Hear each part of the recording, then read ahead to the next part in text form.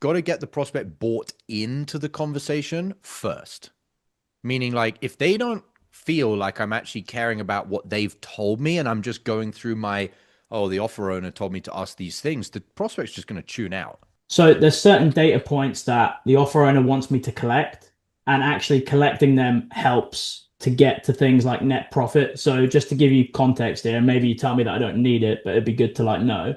So my thought process or the thought process the offer owner wants me to take on these calls is that we get the revenue for 3 months, we get the average order value, we get the gross profit, we talk about what they're spending on ads, we talk about fixed costs, and then we get to the net margin. And the thing with e-commerce business is like they're not just going to have like a sudden like you said like 3 months back, well, why is the profit so high? Like that wouldn't happen in an e-commerce business Okay. because they've got Okay. like fixed costs, average order value. So their profit's always going to be about the same.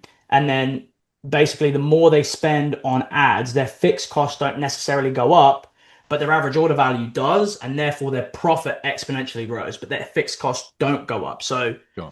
does that make sense? I don't know if I need all that, but like that's what he wants me to collect. And it does help to understand what's going wrong in the business, like in terms of ad spend and things like that, and the ad account. If the offer owner wants you to collect it, you probably have to do it. But I wouldn't do it now. I would Mm, do it after all of this okay. because you've got to get the prospect bought into the conversation first. Meaning, like, if they don't feel like I'm actually caring about what they've told me and I'm just going through my, oh, the offer owner told me to ask these things, the prospect's just going to tune out.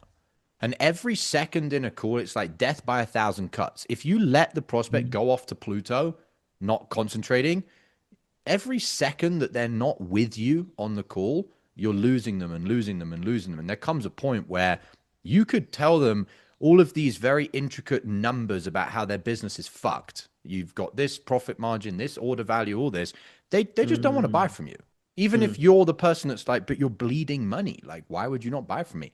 They buy from you first, as in they decide, I like this person, they care about me.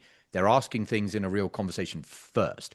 Once you've gone through all of this and you find out what's really wrong, you could pivot and transition and say, okay, so the thing that you're trying to solve is your annoyance level. In order for us to be able to solve that, let's break down the business numbers that are causing that.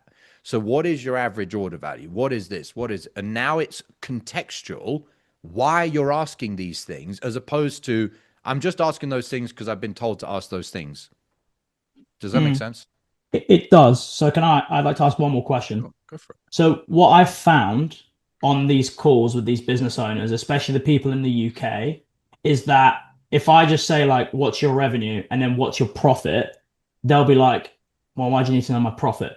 But if I go through these data points, we arrive at the profit and they've got nowhere to hide because I know their average order value, I know their gross profit, I know what they're spending on ads, I know their fixed costs. And then I'm like, cool, so you made 2 grand. And they're like, yeah. But if I just ask for profit up front, they get like defensive. Do you Whereas if think I they go would? through this process, they have nowhere to hide behind it. Do you think they would do that to me? I don't know, and that's why I'm asking. Okay. Yeah, that's why I'm asking. I'm not sure. Fair enough. Well, if you don't have the belief that they wouldn't do that to or they wouldn't do it to me, then you need to keep doing it the way you're doing it. Until you change your belief that's like, they're probably doing that because of something you're triggering in them. That's Mm, my belief. If it's not your belief, that's mm, fine. I'm not going to do fucking reframing on your belief. You need to get to a point where you think probably and Josh could just say, what's your revenue and what's your profit? And the person will just tell them. I don't hold a belief that they're going to not tell me their profit. Or even if they say, like, why do you need to know my profit? I'll just like smile and be like, because we're figuring out the leaks in your business. So right.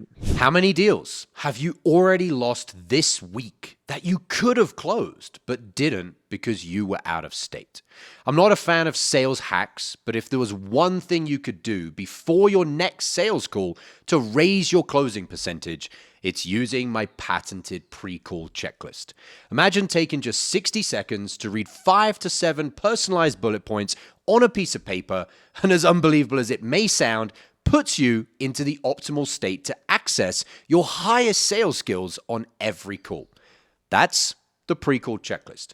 I'm going to show you how to create your own, All you need is a piece of paper and to go through the training that I'm going to give you.